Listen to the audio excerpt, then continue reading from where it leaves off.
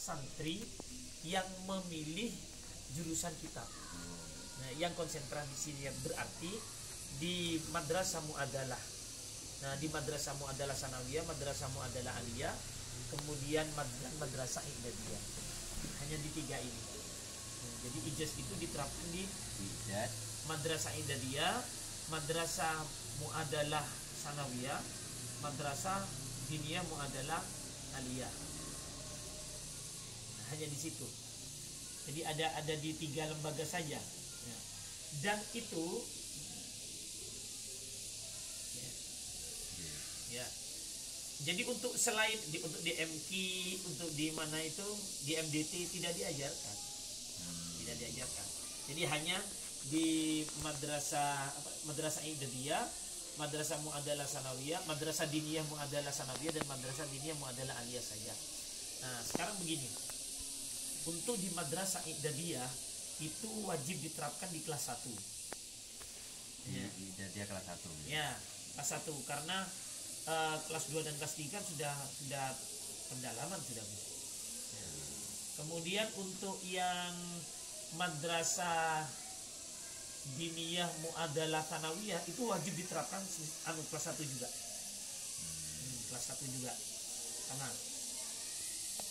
nah, sekarang di MDMA, di Madrasah Diniyah Mu'adalah Aliyah. Nah, ini ada 2 kelas, ada 2 model. Satu model biasanya dimasukkan, kalau putra dimasukkan kelas A, kalau putri dimasukkan kelas C. Nah, itu sudah bisa Fathul Qorib. C putri. Nah, A putra C. Itu sudah bisa Fathul Qorib, kan lulusan dari Mu'adalah Sanawiyah. Jadi lulusan Mu'adalah Sanawiyah yang sudah bisa Fathul Qorib, maka kita masukkan di Mu'adalah Aliyah A untuk putra dan C untuk putri. Nah, untuk yang dari luar, yang tidak bisa nahu sama sekali, ada dari luar, lulusan SMP dari luar, MTS dari luar, ya.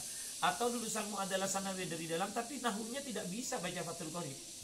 Dia mungkin hanya bisa baca jurmiyah, gitu ya. Maka kita masukkan di kelas B untuk putra, ya. Dan DE untuk putri, karena putri lebih banyak sisanya. DE untuk berarti untuk menunjang untuk apa, mensupport anak yang tadi, anak yang belum bisa. Ya, tapi dari luar tuh banyak. Tetap diterima gitu di MDM diterima. Diterima di MDM. Jadi banyak mereka dari luar, ada yang lulusan SMP dari luar, lulusan MTS dari luar. Nol potol tidak bisa nahu sama sekali. Bagaimana kalau ingin belajar kitab? Kami tampung tetap. Kami sediakan kelas yang khusus. Nah, untuk putra itu B namanya, kelas D. Untuk putri D dan E. Nah, untuk 3 kelas ini diajari ijaz. Nah, untuk 3 kelas ini. Jadi kelas B putra itu ijaz, diajari ijaz. Kemudian D dan E putri juga diajari ijaz. Karena dari luar putul atau dari Mu'adalah sendiri dalam, tapi tidak bagus baca kitabnya. Kita ulang lagi ijaz. Gitu. Nah, untuk A dan C karena sudah bisa Fathul Qorib, kita lanjut. Gitu. Sudah tidak pakai al-ijaz lagi. Tidak pakai ijaz lagi Mu'adalah Aliyah. Paham nih? Ayo. Untuk pembelajaran al-ijaz itu waktunya kapan saja? Sekarang saya masuk ke teknis dulu ya. Latar belakang munculnya al-ijaz dulu.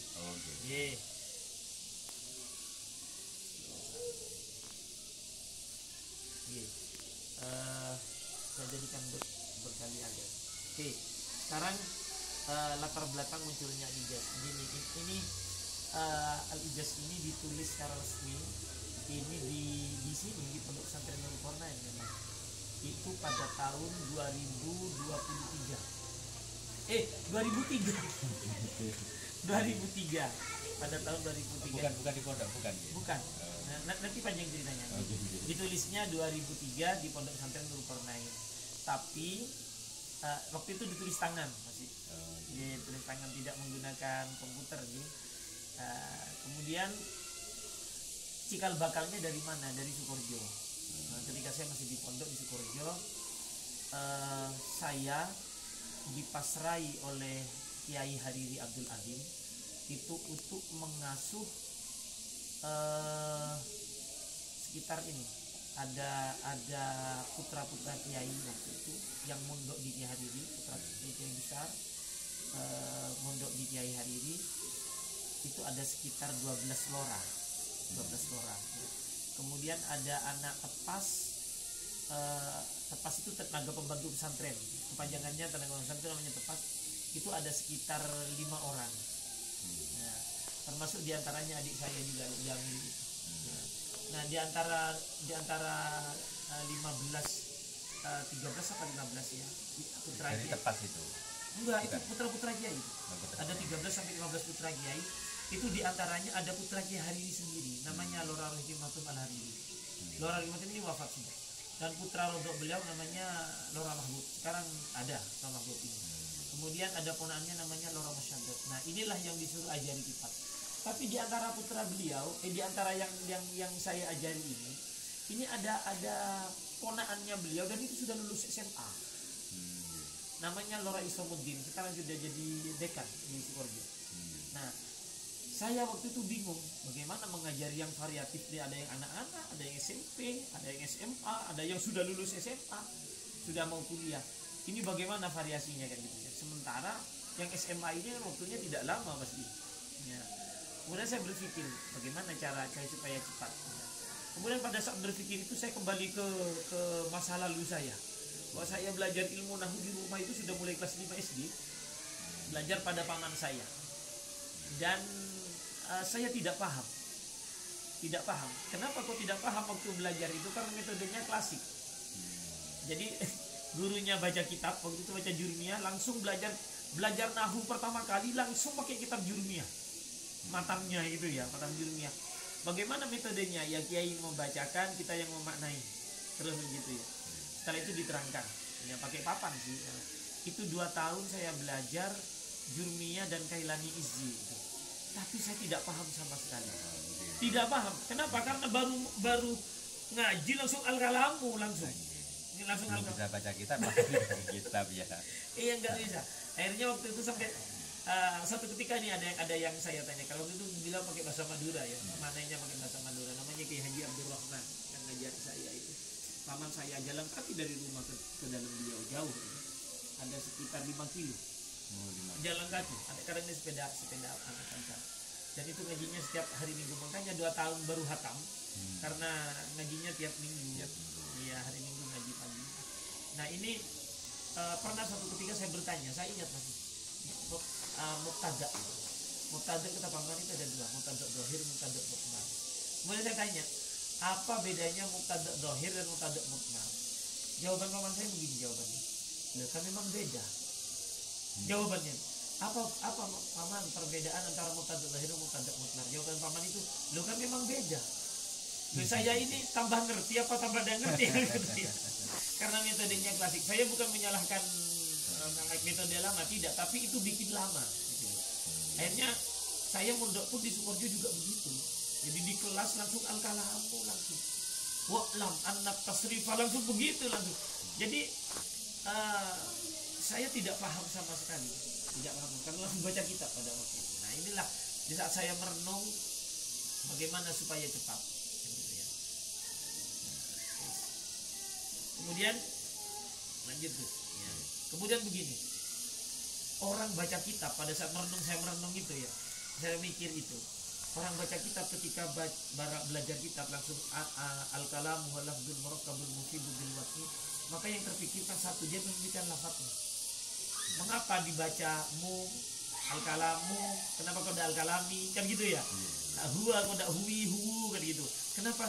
Yang dipikirkan adalah lafadznya satu. Yang kedua maknanya yang terlintas. Yang ketiga maksudnya atau muradnya. Maka tiga-tiganya dibebankan kepada seorang yang sedang belajar baca kitab pada saat itu. Ya. Berat itu. Akhirnya saya punya pikiran, kalau begitu caranya selesaikan satu-satu supaya cepat. Selesaikan dulu lafadznya, selesaikan dulu maknanya, selesaikan baru muradnya, baru pengembangan dan lain sebagainya. Itulah muncul cikal bakal saya menulis ijazah. Ya. Waktu di Sukoharjo belum tertulis, tapi saya ketika mengajari dari 15 lora itu putra-putra kiai dan mengajari 5 anak tepas itu, saya sudah menggunakan metode ijazah, tapi tidak tertulis.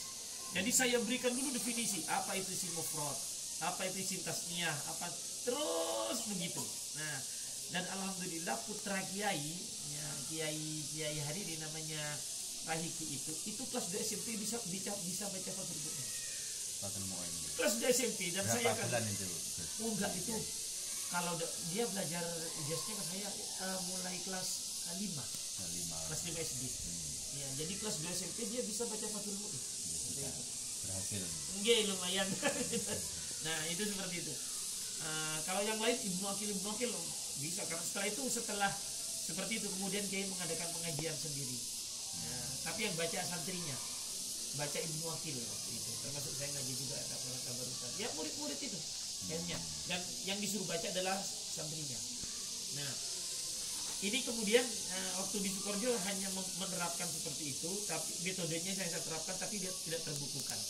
Setelah di Dzulqarnain 2003 saya ada di Dzulqarnain, baru itu dibukukan, jadilah Al-Ijaz itu. Yeah. Sehingga maksud saya biar ini sekarang metodenya. Nah, di dalam ijaz itu ada konsep dasar. Ya, dalam nahwu itu saya bagi 3 dalam ijaz ya. Ada konsep dasar. Konsep dasar itu meliputi definisi isim mufrad, ya, isim tasniyah, jamak, fi'il madhi, fi'il mudhari, nah, gitu ya. Itu di depan. Jadi menurut saya tidak bisa memahami mubtada. Bagaimana mubtada itu harus dibaca rafa kalau ternyata dia tidak tahu isim mufradnya. Karena ketika semua isim tasniyah maka tidak lagi pakai dhamma tapi pakai alif, kan gitu ya. Sehingga menurut saya ijaz itu sebelumnya karena ada yang keliru. Sebelumnya ya, kitab Al-Ijaz itu ada 3 isinya. Ya, ada Salikul Fatih, kemudian Al-Istihlal, dan kitab Al-Ijaznya sendiri. Al-Ijaz berarti yang paling belakang. Paling belakang. Nah, kenapa kok dibagi seperti ini? Nah, untuk Salikul Fatih itu untuk pemula. Dari luar, dari MI luar tidak pernah telinganya mendengar isim mufrad apa, tidak pernah akan dengar itu ya. Dari SMP luar tidak pernah dengan isim mufrad. Maka untuk mengenalkan, yang penting telinganya pernah mendengar istilah ilmu nahwu, maka untuk Salikul Fatih itu adalah pengenalan sifatnya. Tujuan intinya apa? Telinganya supaya pernah mendengar fi'il mudhari, fi'il madhi, jamak taksir, jamak dzakar, begitu aja. Mereka harus hafal. Sebenarnya yang kita tembak bukan hafal, tapi telinganya pernah dengar. Itu. Kemudian ketika itu sudah bisa, ya, kalau sampai hafal dan bisa membuat dari isim mufrad jadi isim tasniyah, buat jamak dzakar salim, wah itu sudah lebih sudah. Yang penting telinganya bisa mendengar, pernah mendengar istilah itu. Itu yang salik ya. Kemudian yang istihlal itu adalah sorof dasar. Sorof dasar. Apa fi'il sulasi, apa fi'il rubai. Ya, karena berhubungan dengan cara baca. Ya, kalau fa'ala yuf'ulu, tapi kalau af'ala kan yuf'ilu. Nah, cara baca itu sudah. Karena berhubungan dengan cara baca, maka sorof dasar saya pasangkan. Ya. Kemudian kita masukkan ijaznya. Ijaz dibagi 3. Yang pertama adalah konsep dasar. Yang konsep dasar itu isinya adalah definisi tentang isim mufrad, jamak mudzakkar salim, isim tasniyah dan lain sebagainya. Ya.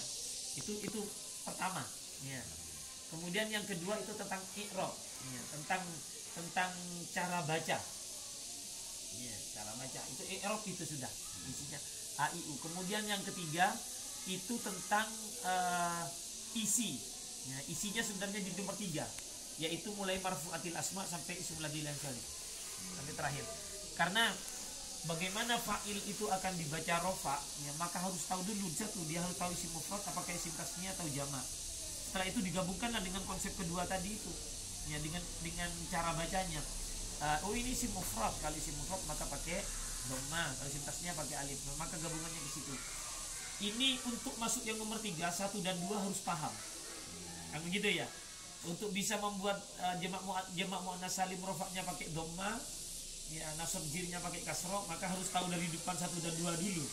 Gitu ya. Nah, kemudian jadi ijaz. Nah, kemudian sekarang cara kerjanya, cara kerja ijaz. Nah, cara kerja ijaz itu adalah metode ijaz ini, cara kerjanya adalah memasukkan teori ke dalam praktek. Ya, memasukkan teori ke dalam praktek. Ya. Untuk pemula Ya, untuk pertama kali praktek, maka sistemnya dengan menggunakan tanya jawab terhadap lafaz yang dibaca. Ya, terhadap lafaz yang dibaca. Bagaimana cara pertanyaannya? Cara pertanyaannya adalah memasukkan konsep dasar tadi itu, ya, ke cara baca, kemudian kepada isi. Contoh, ya, Zaidun Fiddari. Contoh, Zaidun Fiddari. Maka konsep dasar kita tanyakan, Zaidun ini kalimat apa? Kan konsep dasar sudah disebutkan. Kalimat apa? Kalimat isim. Nah, kalimat isim itu apa? Ditanya. Isim adalah bla bla bla bla bla. Kemudian apa tandanya? Oh, tanwin. Ini kan adanya di konsep dasar.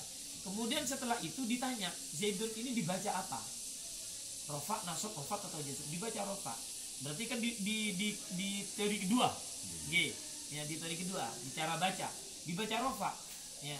Rofa itu ada berapa? Ada 4, bla bla bla bla bla. Ini pakai apa ini? Pakai dhamma, Zaidun. Kenapa ini kok dibaca rofa? Ditanya. Masuklah ketiga, karena ini jadi mubtada. Masuk yang isi masalahnya. Mubtada. Apa mubtada? Mubtada adalah bla bla bla bla bla bla.